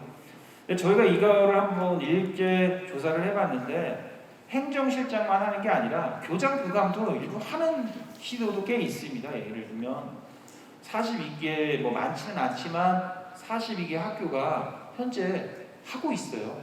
네, 하고 있으니 전부 다 행정실장만 하는 건 아니다. 이렇게 보시면 되겠습니다. 다음은 이제 소방안전관리 특별시설물 화재 안전 진단에 대해서 말씀을 드리겠습니다. 아까 말씀드렸다시피 요거는 이제 정량평가 플러스 정성평가에 대한 부분입니다. 이제 1차적으로는 공항, 철도, 역사, 항만, 공동구, 발전소, 가스시설 및 가스 공급시설 이렇게 운영을 하는데 처음에 저희가 할 때는 공공기관에 대해서만 하려고 했었는데 이게 이제 법제 심사 과정에서 마찬가지로 공공기관과 민간시설을 차별을 두면 안 되고 똑같이 가야 된다고 해가지고 가스 공급시설하고 아마 발전소에서 민간시설까지 추가가 됐습니다. 그래서 그 저희가 지금 추가적으로 그 대상처를 지금 파악을 하고 있고요. 이 진단기관은 현재 한국소방안전원하고요. 그다음 진단기관, 그 예방진단 목적으로 설립된 비용 및 법인 등으로 해가지고 아직 설립 신청한 대상은 없습니다. 그래서 현재까지는 안전원만 수행이 가능하고요. 다음은 이제 진단축인데요. 그러니까 건축물 최초 사용 승인으로부터 5년이 경과한 날에 속하는 최초의 해 진단을 받습니다. 그래서 그 진단 결과에 따라서 그 우수한 경우에는 6년마다, 양호 보통은 5년마다, 미흡 불량은 4년마다 받고요. 그래서 이제 진단을 처음 하는 거라 내년에 2023년에는 공항시설하고 공동구에 대해서 할 거고요. 2024년은 철도, 항만, 25년도에 도시철도 시설 555개고요. 566개. 2026년도에는 천연가스 인수기지 등 가스공급시설 발전소 한 107개 정도 되고, 그래서 총 지금 현재까지 저희가 파악한 결과 146개 정도 되는데 요거는 아마 조금 늘어나지 않을까 이렇게 판단을 하고 있습니다. 그다음 진단 보고는 진단 완료 60일 이내에 소방서에도 제출을 해야 되고 관계인한테도 통보를 해야 됩니다. 요거 일반적인 행정처리 절차는 소방관서에서 하는 행정처리 절차는 자체전문 결과 보고서하고 비슷하다 이렇게 보시면 되겠습니다. 그다음 진단 특전인데 진단을 받은 대상은 소방교육훈련 플러스 자체 점검, 작동 종합 점검 받은 연도의 면제입니다. 요거는 참고해 주시면 되겠습니다. 그다음에 이제 일반적으로 저희가 소방특별조사 나갈 때 보면 2명 정도가 나가죠. 2명 정도가 나가는데 이 화재 예방 안전진단 같은 경우는 기본 10명입니다. 10명이 나가는데 뭐냐면 주일력입니다. 주일력이 3명이 기본인데요. 소방기술사 1명, 소방시설관리사 1명, 또 기술사, 그러니까 전기, 화공, 전기 아무 기술사 상관없고 위험물 기능장 또는 건축사 이 중에서 1명. 이게 주인력이에요. 이게 3명이고요. 그다음에 보조인력이 소방, 전기, 화공, 가스, 위험물, 건축, 그다음에 소방안전교육사 해가지고 뭐 기사나 기술사 아니면 산업기사 갖고 있는 사람 각각 1명씩 7명. 그래서 10명이 기본이다 이렇게 보시면 되겠습니다. 이 10명, 그다음에 장비, 그다음에 시설 기준 요 조건을 만족을 해야지 진단 업무를 추진할 수 있다 이렇게 보시면 되겠습니다. 그렇기 때문에 저희가 말씀드렸던 이 정량평가 플러스 정성평가를 하기 위해서 이렇게 많은 인원을 투입을 해서 저희가 진단을 한다 이렇게 보시면 되겠습니다. 다음은 화재 예방과 안전문화 진흥 시책인데요. 이게 이제 어떻게 보면 예방법의 가장 신설된 부분 중에서 가장 중요한 부분 중에 한 부분인데 뭐냐면 여기에 많은 업무를 추진할 수가 있습니다. 이 조항을 가지고. 그러니까 지금까지는 뭐 일반적인 내용이었는데 지금 여기 시책을 뭐 시도뿐이 아니라 소방청에서도 제 1항 같은 경우는 뭐 예를 들면 홍보나 아니면 뭐 안전관리에 관한 행동조령에 대한 보고, 우수사례 발굴, 뭐 통계, 안전관리 예방 및 안전관리 강화, 안전문화 진흥을 위한 시책 등등 해가지고 여러 가지 시책을 추진할 수 있기 때문에 앞으로 이 조항을 가지고 많은 예방 업무가 추진되지 않을까 이렇게 생각이 듭니다. 그래서 여러분들께서도 많은 도움을 주셨으면 좋겠습니다. 다음 이제 그 Q&A를 뭐 책자에는 없습니다. 책자에는 없으니까 그냥 제가 말씀을 드리겠습니다. 그러니까 근린생활시설 중에서 그러니까 1급, 2급, 3급이 아니고 그냥 일반 대상인 근린생활시설에 이제 예를 들면 의원이 입주해가지고 간이 스프링클러를 설치하는 경우에 이제 3급 소방 안전관리 대상물이 됐을 때 그 선임 기준일은 언제냐? 선임 기준일은 언제냐 그랬을 때는 이거는 의원이 이제 건물에 입주하여 의료기관 개설 신고를 하고 증명서를 발급받은 날로부터 30일 이내에 소방안전관리자 선임을 하면 된다. 그리고 14일 이내에 소방관서에 신고를 하고. 다음에 이제 그 예방업무 처리 예방법 시행령에 보면 그 소방안전관리자의 소방안전관리를 주어야 하는 특정 소방 대상물 중에 그 제 3항이 있습니다. 뭐냐면 1항에도 불구하고 건축물이 현황도에 표시된 대지 경계선 안의 지역 인접한 2개의 대지에 소방안전관리자를 주요하는 특정 소방대원이 2 이상이 있고 그 관리 권한이 동일인 경우에는 이거는 하나의 특정 소방대원을 본다 했을 때 그래서 여기서 인접한을 어떻게 볼 거냐 그랬을 때 도로를 사이에 두고 있는 경우에 이거를 한 명의 소방안전관리 선임할 수 있느냐 그랬을 때 결론은 선임할 수 없다. 왜냐하면 도로를 경계로 했기 때문에. 그래서 여기서 인접한이란 뭐냐면 옆에 다 있다. 그러니까 경계가 다 있다 이렇게 해석을 하시면 되겠습니다. 다음은 소방안전관리자 해임 퇴직 등 근무를 종료한 날의 의무입니다. 그래서 아까 말씀드렸다시피 그 사망자에 대한 부분을 민원이 있어서 이제 여기다 넣었다 이렇게 말씀을 드렸는데 이제 근무를 종료한 날이라 하면 해임, 퇴직, 사망의 행방 불명 등으로 실질적으로 소방안전관리자 근무를 종료한 날이다 그랬을 때 이거에 대한 확인을 어떻게 할 거냐? 해임 통보서, 사직서, 예를 들면 사망자 같은 경우는 재직 등본, 행방 불명 증명하는 서류 등으로 확인하면 된다. 근무 종료일을 그거로 보면 확인을 할 필요가 있다 이렇게 말씀드렸습니다. 다음은 소방안전관리자 업무 대행 업체의 업무 범위 및 점검 횟수인데요. 업무 범위는 피난시설, 방화시설, 피난방화시설 관리, 소방시설 그 밖의 소방관리시설의 관리 여기까지만 업무 대행을 하고요.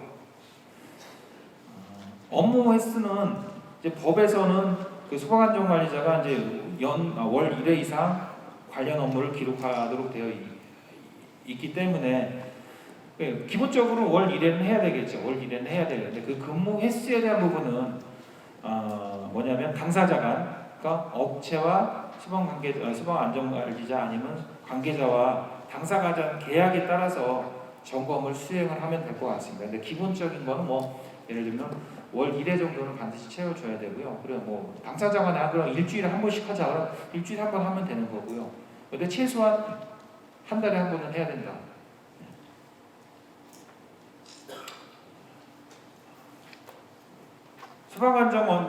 소방안전관리 업무 대행과 관련해서 소방안전관리자 선임 사유. 대행과 관련해가지고 이제 선임하는 경우인데 뭐냐면 감독적 지휘자가 바뀌는 경우가 있고요. 대행하는 업체가 바뀌는 경우가 있습니다. 두 가지 다 해야 된다. 결과적으로는. 두 가지 다 바뀌면 다 조건이 된다. 그래서 감독적 지휘가 바뀌어도 선임 신고해야 되고 대행 업체가 바뀌어도 해야 된다. 이렇게 보시면 되겠습니다. 다음은 이제 소방안전관리 대행과 관련해서 관리역자를 감독할지는 사람이 3개월 이내의 교육을 수료하지 않는 경우 조치에 대한 부분인데요. 원칙은 이제 자격증 발급받은 사람을 소방안전관리자로 선임을 합니다. 근데 이제 대행업체, 이 자격이 없는 대행업체를 선임한 경우에는 강습교육을 받는 것을 전제로 소방안전관리자를 선임을 해주고 있는데 그런데 소방안전관리자가 그 3개월 이내 교육을 받지 않는다. 그러면 이제 이게 미선임이 되겠죠. 그러면 소방안전관리자 화재 예방령 법률 28조에 의해서 선임 명령을 하는 수밖에 없습니다. 선임 명령을 하셔가지고 그 언제까지 선임 명령을 하도록 그렇게 해서 보완 조치를 할 필요가 있습니다. 왜냐하면 이게 향후에 3개월 이내에 교육을 수료하지 않는 경우도 발생될 수 있다.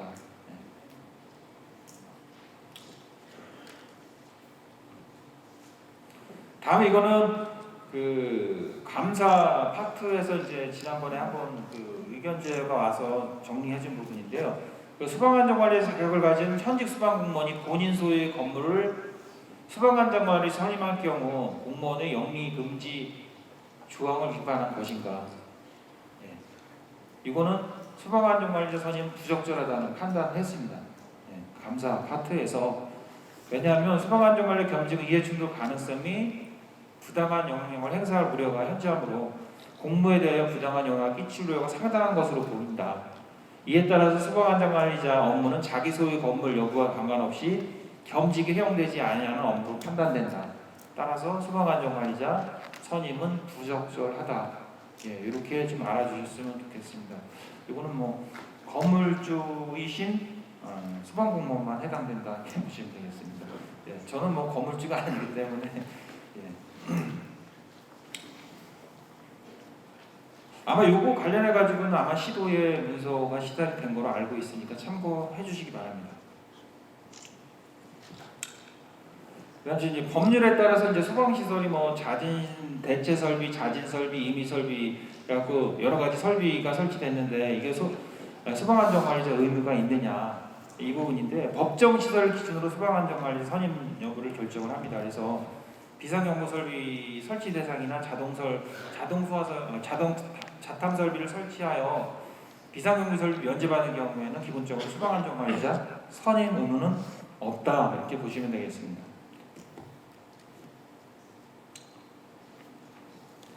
다음은 이제 스프링클러 이제 누수 부분에서 뭐 관련 부속이나 뭐 이런 부식된 부분 동관을 커팅하거나 뭐 이런 관련 업무 소방안전관리 자체 보수를 할 수 있는데 자체 보수는 기본적으로 할 수 있습니다. 할 수 있는데 문제는 뭐냐면 보수를 받으면 안 됩니다. 뭐냐면 이 대가를 받으면 안 된다는 거죠. 소방안전관리자가 자기 월급 이외에 추가적으로 이와 관련해서 관계자한테 대가를 받으면 이거 잘못되면 소방시설 공사법 위반이 될 수가 있습니다. 그래서 이 부분은 참고해 주시고요. 반대로 그러면 소방시설 대행업체가 보수할 수 있느냐? 대행업체가 보수할 수는 기본적으로 없습니다. 뭐냐면 원칙은 소방시설 공사업 등록을 한 기술자가 와서 해야 돼요. 원칙은. 근데 보면 대행하는 업체가 관리업도 내고 공사업도 내고 이렇게 하는 이유가 뭐냐면 결론이 보수하기 위해서 그 공사업을 내는 건데 근데 법리적으로 따졌을 때는 공사업체에 소속된 기술자가 아닌 관리업체에 있는 기술자가 와서를 이거를 보수를 하거나 수리를 하면 안 된다는 거죠. 근데 현실적으로는 아마 현장에서는 아마 그 사람들이 다 할 겁니다.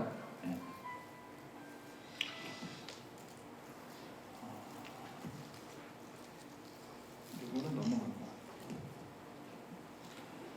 그다음 자격증 대여 행위인데요. 아마 요것도 이제 그 법이 처음 시행되는 부분이기 때문에 아마 최근 이제 한 몇 년 안에 요구와 관련해 가지고 많이 적발되거나 할 개연성이 아주 높습니다. 자격증을 빌려주거나 빌린 사람 모두 1년 이하의 징역 1,500만 원의 벌금이 부과가 되는데 그래서 소방안전관리자 자격증이 취소되고 2년 동안 자격증 발급을 할 수 없습니다. 그래서 판단을 어떻게 하냐면 이제 일반적으로 소방 업무 수행 여부, 소방계획서에 따른 업무 수행 여부, 또 소방안전관리자 이중 취업 여부, 예를 들면 4대 보험, 출근부, 월급 명세서, 또는 소방안전관리자 거주 지역과 소방대상물과 거리. 부산에 사는데 서울에 선임된 경우도 있고 반대로 이런 경우도 이거 현실적으로 불가능한 거잖아요. 그랬을 때 대행으로 판단할 수밖에 없고 또 월급을 예를 들면 대행하는데 대개 보면 월급을 적게 받습니다. 뭐 예를 들면 100만 원, 50만 원 월. 이거는 대행으로 갈 수밖에 없는 게 뭐냐면 이게 최저임금이 있어요. 최저임금이 보면 월급이 기본 2020 그러니까 올해 같은 경우는 190만 원이 기본 그 최저임금이고요. 내년에 같은 경우는 200만 원이 넘습니다. 이 금액을 이게 안 된다고 하면 이거는 뭔가 문제가 있는 거예요. 넌 문제가 있다 이렇게 보시면 되겠습니다. 그래서 노유자 시설을 야간 휴일에 이용하지 않는 경우 소방안전관리자 보조자를 선임한다 이렇게 있는데요. 근데 여기서 야간 또는 휴일은 주간 야간 모두를 포함하는 거예요. 단 1회라도 운영하지 않아야 됩니다. 그래서 여기서 야간의 기준을 뭐로 적용을 할 거냐에 대한 부분인데요. 근데 저희는 기본적으로 22시부터 다음날 6시까지로 봤습니다. 그 왜 그러냐면 근로기준법에 보면 야간 근무를 10시서부터 다음날 10시까지를 규정한다. 이게 규정으로 되어 있어요. 그래가지고 저희도 규정을 하실 때 22시서부터 6시까지 봐주시면 되겠고요. 그 다음에 휴일은 토요일, 일요일, 대체휴일까지 포함된다. 이렇게 보시면 되겠습니다.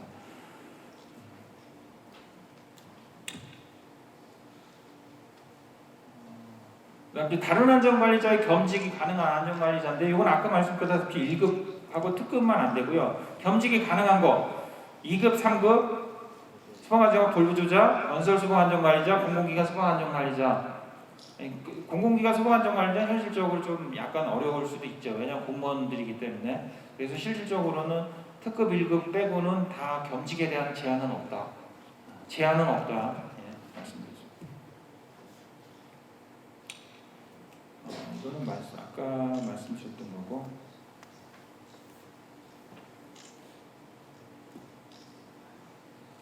그다음에 특급 공공기관 같은 경우는 규정에 보면 강습 교육을 받은 사람을 미리 지정하고 그 지정된 사람은 소방안전관을 선임할 수 있도록 규정을 하고 있는데요.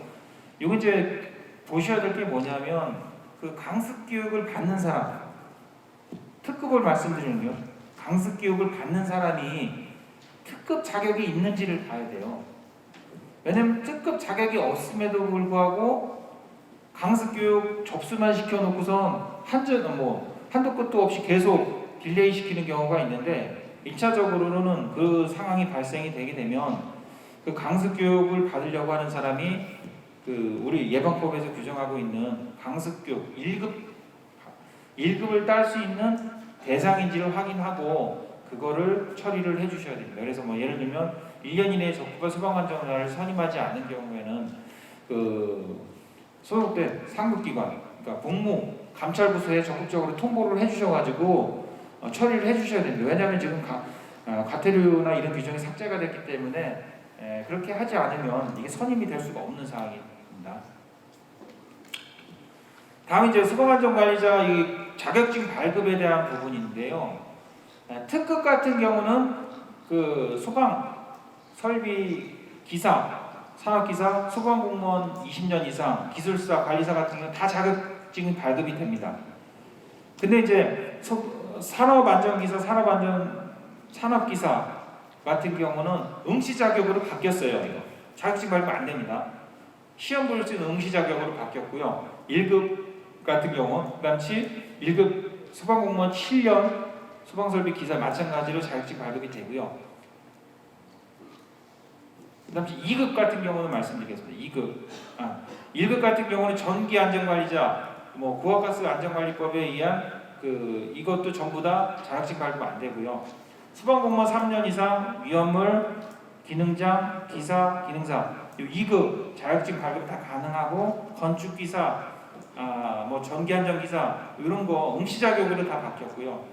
광산보안법에 있는 기사, 요거 같은 경우는 자격증 발급 안 됩니다. 소방공무원 1년 이상 상급 같은 경우는 자격증 발급되고요. 이렇게 좀 간단하게 정리를 해놨습니다.